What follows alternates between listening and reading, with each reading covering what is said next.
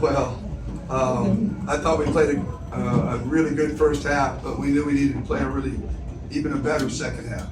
And that was the message. We were pleased by the way we played in the first half. We were playing in the rhythm that we wanted to play.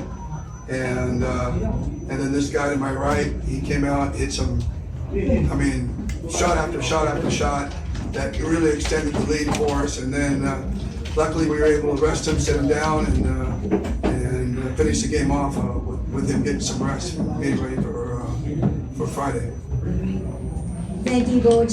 Justin, you shot the lights out today. Can you talk about how you got yourself going early and how you were able to sustain that in the second half? Just wanted to come out and be aggressive. I seen that I felt like I was in a good rhythm, so I just wanted to try to be aggressive, take shots that presented. San Miguel, they always, come and ready to play, and they always have a good game plan. But for some reason, I found myself open a few times from deep from the floor, so I just tried to shoot them and just be aggressive. Thank you, Justin. We now open the floor for questions from our participants.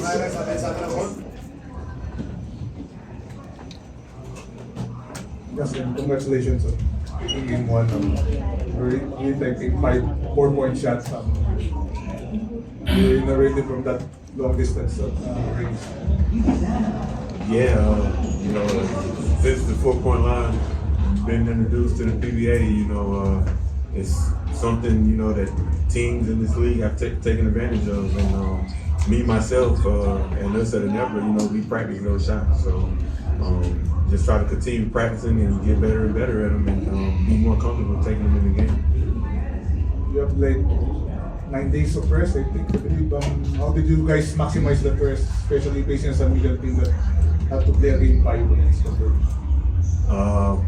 Well, that's not usual for in the middle of playoffs where we get that amount of rest, but Coach Tim, of course, he gave us a couple of days off in that time period, but it definitely gave us a lot of time to prepare for San Miguel or converse whoever we was gonna play. But I think we figured we'll probably play San Miguel more than likely, so we've just been preparing for them.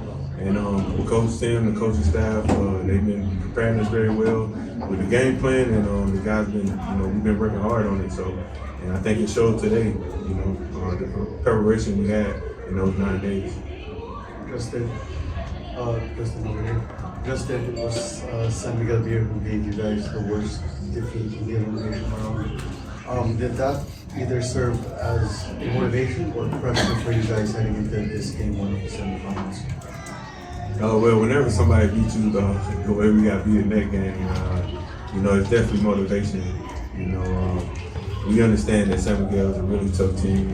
They've been winning championships for years, so we understand that. Maybe it was I think it was 49 points. It was a little bit over exaggerated, but they're a good team, and if you're not bringing your A game, things like that can happen. So.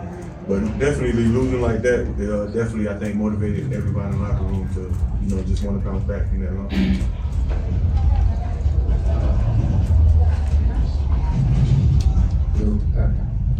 Hi, Coach. Yeah. Congratulations to win. Thank you.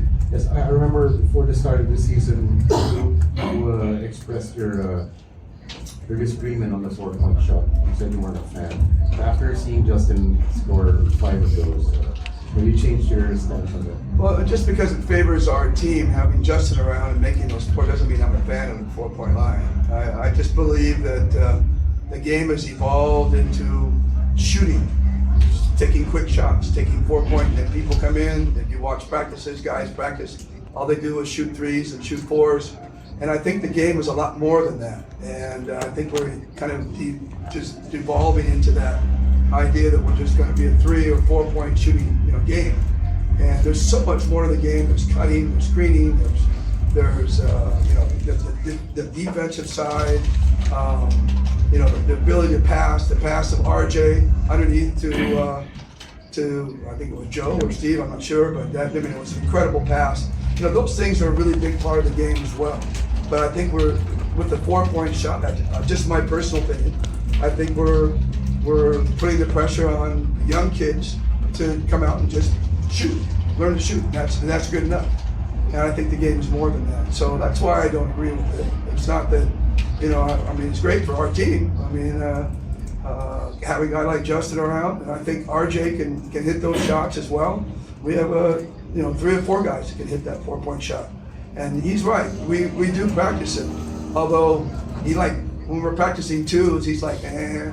We're practicing 3s, gets a little more excited. And when we practice 4, God, man, this guy, bang, bang, bang, bang, So, he loves that 4-point shot. And so, if it's out there, we're going to use it as a weapon. But it doesn't necessarily mean I agree with the implementation.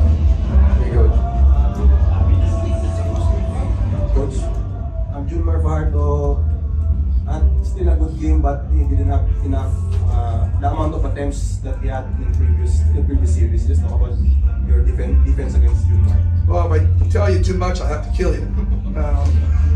But I just put it this way: I felt Japeth and Joe did a really good job. Even Ben did a good job in the few minutes he had against Junmar of coming out and executing what we wanted them to do. And I thought that was really great for them.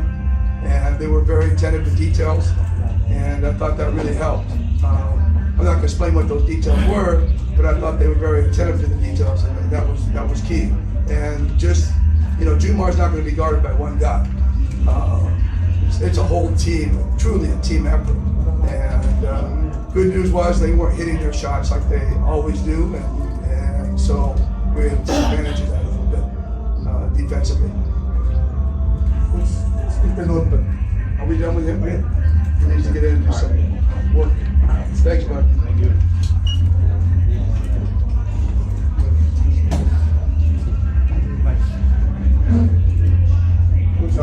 Stephen, 38-4 tonight.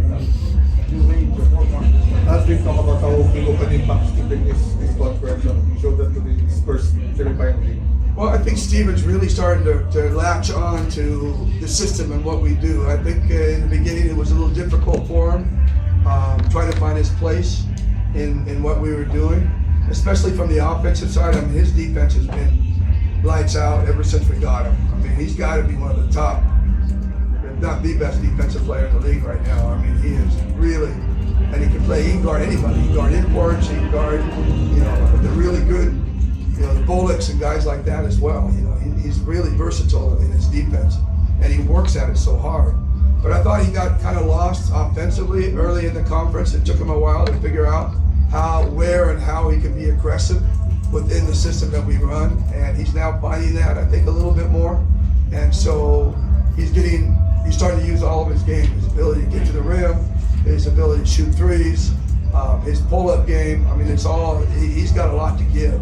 And he's just trying to discover how to use all those weapons within what we do. Same thing with RJ. I think RJ is coming along even more and more as we continue to play. And these guys are smart, intelligent players, and they're going to figure it out. But it's going to take them a little bit of time because what we do is sometimes a little counterintuitive to what a lot of teams do. So you have to make adjustments when you come to our team offensively. Coach, Yeah. you think San Miguel is a bit tired? For sure. Surviving. Wouldn't you be? I know we would. I know we'd be dying at this point. And it's really hard for them at this point to prepare and practice because they are tired and exhausted. So, honestly, we're not going to feel sorry for them. It's not our job to feel sorry for them. We're going to take advantage of every little thing that we can. And if that's the way, if they're going to be tired, then we're going to try to take advantage of that. And, they're just too good to feel sorry for. It's like, you don't feel sorry for us because we have, Jamie and Maya and Isaac going out in the lineup. Nobody's going to feel sorry for us for that. So we just got to go with what you have. And they'll find a way. They're a great team. They just blew us out by 49. And now we came back and beat them. And I'm sure they're going to be ready to beat us in game 2. I mean, that's just the way it is when two really good teams battle each other. And no one dominates for any length of time. They dominated us for one game, and we half dominated them tonight. And at this point, it's their turn. So hopefully we can do something to prevent that. Is that 49 4-point blowout ay an added motivation? Sure, we just talked about it, and Justin talked about it. Sure, anytime you get embarrassed, or even in life, you know, you get embarrassed, you do something that's silly or bad, and you want to make up for it. And so we wanted to make up for it tonight. Now, the question is, can we continue to motivate ourselves into game two? Because now we, you know, did it. You know, we're going to feel good about ourselves, but can we turn around and follow it up in game two? That's going to be our big question. Because now that we have done that, you know, beaten them, they're going to come back and use all that talent and experience that they have to play a really good game on game two. Just the way a series is. That's why it oftentimes ping pongs back and forth, because it's hard to sustain that motivation game after game after game against a really good team like San Miguel, or against us, you know, or them against us or us against them. Thank you, everyone. Congratulations, Coach. Thank you.